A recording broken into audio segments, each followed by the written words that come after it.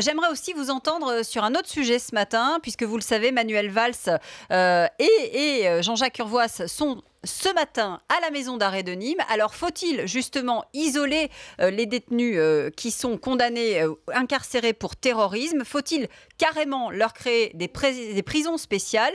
C'est une question qui est d'actualité, une question qui vous fait réagir sur les réseaux sociaux et qui fait aussi forcément, bien sûr, réagir les syndicats. Bonjour Emmanuel Gautrin.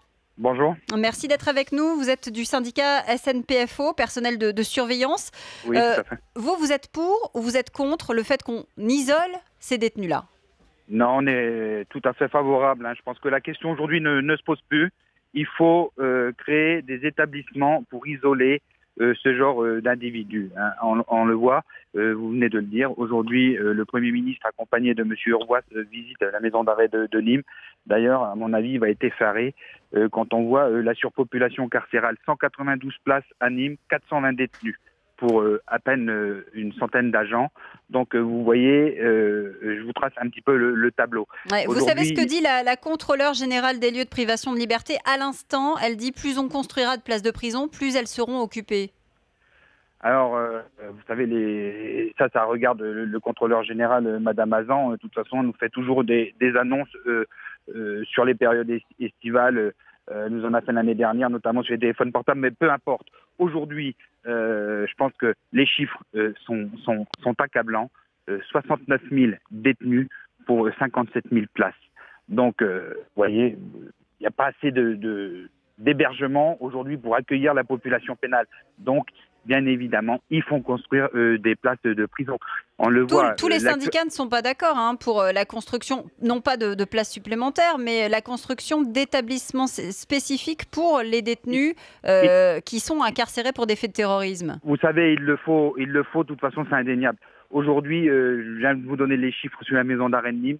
C'est qu'un exemple parmi les 200 établissements pénitentiaires en France. C'est un véritable terreau. La surpopulation carcérale est un véritable terreau pour la radicalisation.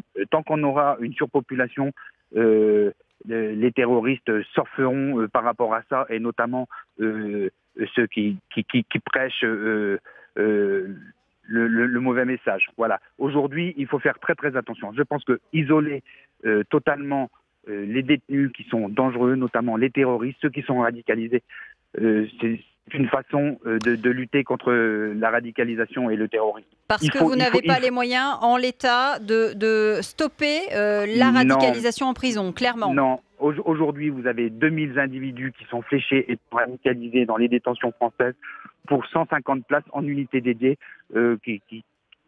qui suivent un programme de déradicalisation. Il faut savoir en plus que les détenus, s'ils ne souhaitent pas suivre ce programme de déradicalisation, on ne peut pas les obliger. Donc la législation aussi, je pense qu'il faut changer tout cela. Le pouvoir politique aujourd'hui doit prendre ses responsabilités par rapport à tout cela. Il nous faut construire des établissements spécifiques pour lutter contre le terrorisme et la radicalisation.